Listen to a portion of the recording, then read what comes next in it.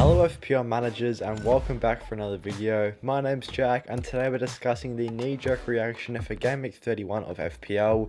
If you guys are liking the FPL videos, drop a like and definitely subscribe as well. It really does help out the channel. We're trying to get to 12k by the end of the season, so if you guys could help us reach that goal, that would be awesome. Also make sure the notification bells are turned on. We're going to be uploading lots more FPL videos for the remainder of the year, so stay posted for those. And with that being said, let's jump into the video.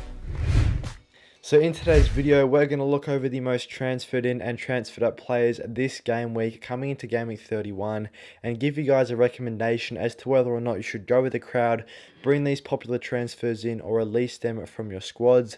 The first couple of players here are some Man City assets, Jack Grealish and Erling Haaland. Obviously Man City players are coming back into favour, especially if you still have that free hit chip available. As obviously, Man City do blank in Game Week 32, but if you can navigate that with a free hit chip, then those Man City players are definitely worthwhile targeting. And with a great fixture of Leicester at home coming up in Game Week 31, it's going to be a really good chance to have their attacking players in your FPL teams, as Leicester have conceded a bucket load of goals since the resumption of the Premier League season after the World Cup. And Grealish and Haaland have been the two players that have added the most attacking returns in the last couple of game weeks, especially Jack Grealish. He's been really good across his last 2 games now, so hopefully he can keep this consistency going forward for the remainder of the year for Man City.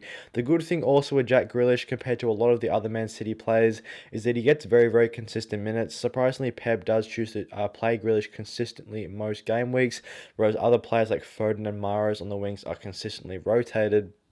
So I think for that reason, it's £7 million to get a consistent starting Man City midfielder who's been in good form in the last couple of matches with good fixtures coming up. And of course, still another double game week coming up for Man City.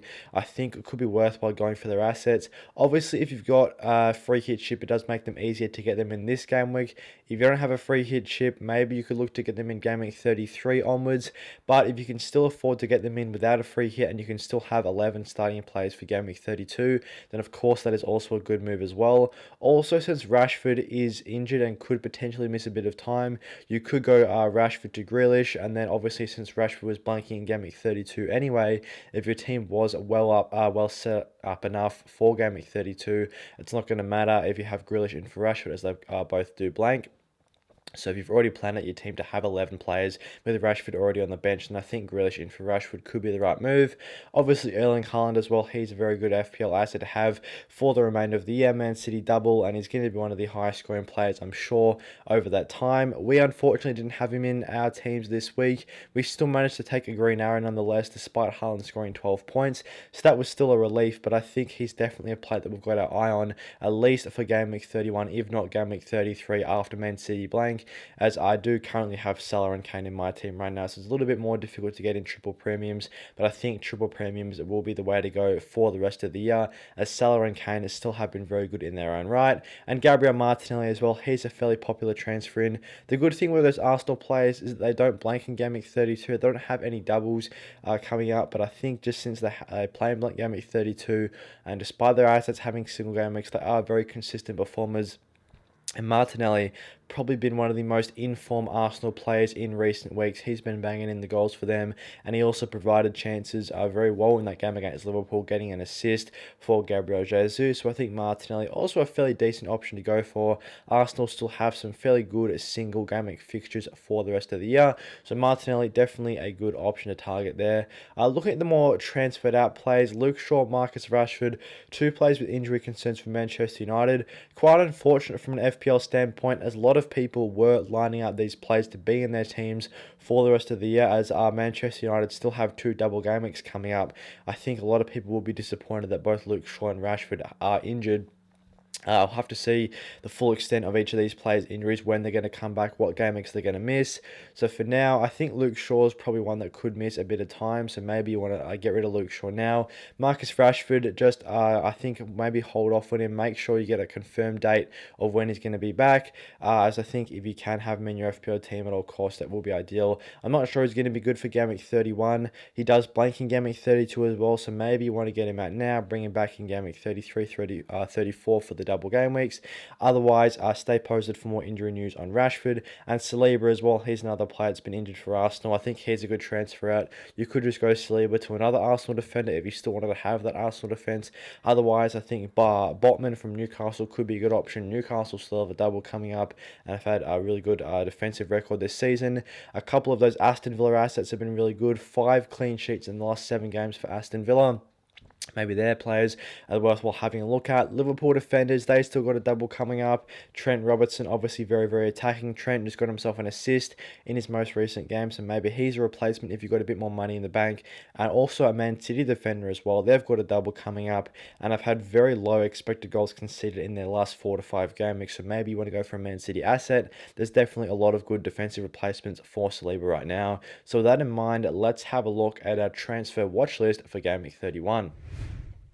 So here's our transfer watch list. These are 8 players that we do recommend you guys keeping an eye on for upcoming game weeks, just because they've been in good form recently or have some really good predicted points coming up across the next 5 to 6 weeks. The first one here is a goalkeeper option, and there's actually 2 goalkeeper options on this list.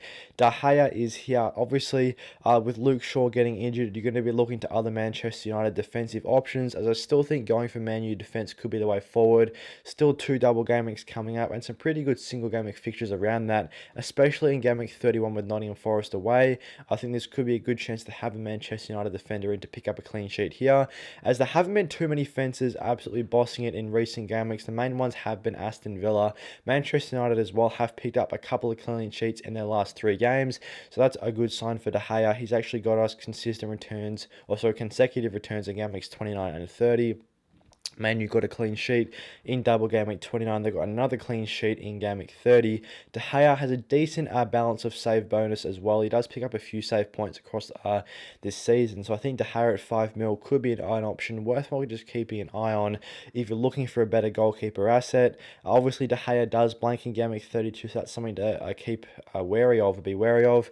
But with 2 double game weeks coming up for Manchester United, De Gea we know is going to get consistent minutes. Obviously, there's not another Man U defender that's massively attacking like Luke Shaw, so maybe you just want to go for those nailed on options. De Gea could be a good option to target, a good chance of save bonus, obviously good for clean sheets as well there, so he's one to keep an eye on. Mo Salah, of course, only a 17% ownership inside the top 1 million managers right now.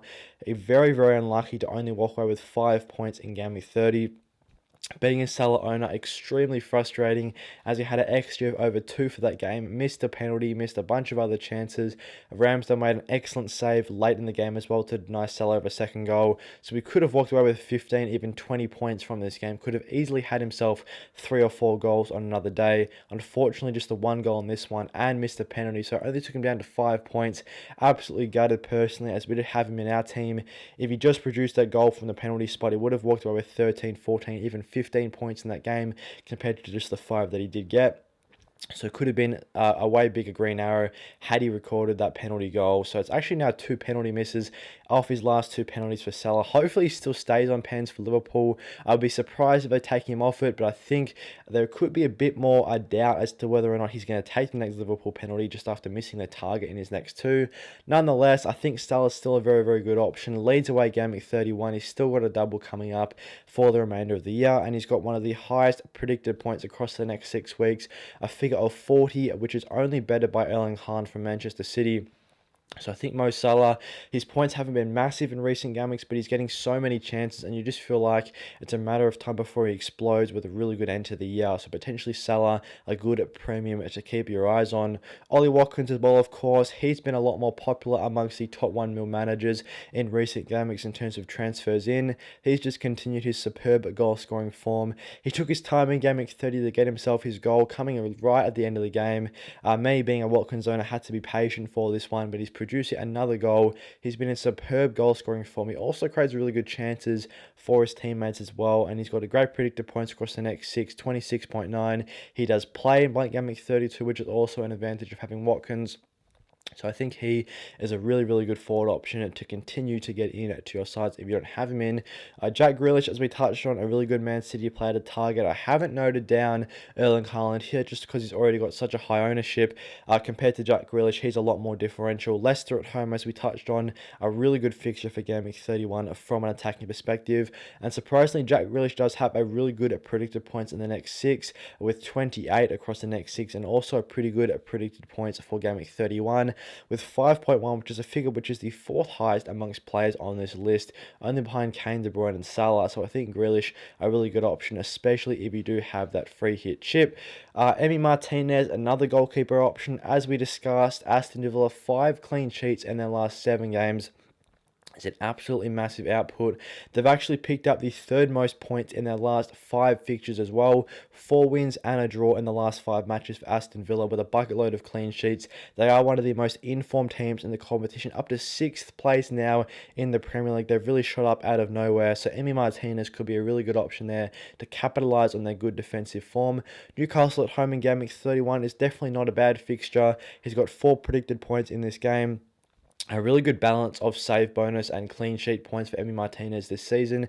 He was a superb goalkeeping option a couple of years ago, and I think he should be coming back into favour now. Just 5 million, a really good informed defence to capitalise on. Emi Martinez picks up bonus points, got himself 3 bonus in his last game for Aston Villa, and he gets save points as well. So I think Martinez a good option to consider in goals. Solly March as well. He had Tottenham away last week. Surprised with a really good game there. 7 points in that one. Got himself an assist and 2 bonus points. Nearly picked up the 3 bonus as well. So obviously everyone's got Matoma. He's the most owned Brighton player or owned Brighton midfielder right now. Solly March, a really good option to get in as well. Roughly a 50% ownership inside the top 1 million managers, Solly March. So if you don't have him in the side, he is definitely an option to consider. Even with Chelsea away in Game Week 31, I do think Chelsea away is an easier fixture than Tottenham away, and he was able to provide returns in that fixture against Spurs. Brighton also should have had more goals in this game, you could say. Obviously, Solly March does blank in Game Week 32. That's something to keep an eye out for. Even if you don't get him in Game Week 31, I think Game Week 33, if you don't have him in the team, I think Solly March is going to be a really good option. He's got a great predicted points for the rest of the year, 28.4, and I think he could be Brighton's highest scoring player. I think he could actually outscore Matoma. His underlying numbers are better, and now he's starting to put more FPL points on the board in recent weeks. So hopefully, Solly March can continue this form for the remainder of the season. And then the 2 premiums, Kane and De Bruyne. Obviously, Kane's been in more consistent form than De Bruyne. He's produced yet another 9 points in Game Week 30. Bournemouth at home next in Game Week 31 makes him a great captaincy option. Definitely will rival Erling Haaland for the captain's armband there. Bournemouth at home gives him a really good predicted points of 7.0. Actually, the highest predicted points of any player for Game Week 31 by Fantasy Football Fix. He's also got a really good predicted across the next 6 with nearly 32 points. So Harry Kane, of course, another great asset to have. He avoids the blank, and he's got really good single game week fixtures. I think Harry Kane, one of the best premium forward assets to have right now. And Kevin De Bruyne as well, I just want to note him down. He's put up 2 consecutive returns in his last 2 games, and his underlying numbers have been really good. He's been given the nod for a start in each of his last 2, and he's put up great underlying stats, an XA of over 0.7 in each of his last 2 games. So I think he's definitely one that's creating chances. He had a really good XG a couple of weeks ago as well. So I think he could be an option that could come back into form for the remainder of the year. Really good fixtures for Manchester City. Of course, if you have a free hit chip, he's going to be a good option to have. If you don't want to go for Mo Salah in midfield, maybe De Bruyne could rival Salah for that premium midfield slot. 6.4 predicted points in Game Week 31 is higher than Mo Salah, but he does have a slightly less predicted across the next 6 with 33.9. Nonetheless, if De Bruyne can continue this really good form and can keep getting starts for Man City, there's no reason why he couldn't be one of the highest scoring midfielders for the rest of the year.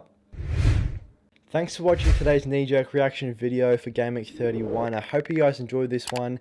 If you did, drop a like and subscribe. It really does help out the channel, and we're trying to hit 12k subs by the end of the season, so please help us reach that goal. As always, have those notification bells turned on, as there's going to be plenty more FPL videos coming your guys' way. With that being said, I'll see you guys in the next one.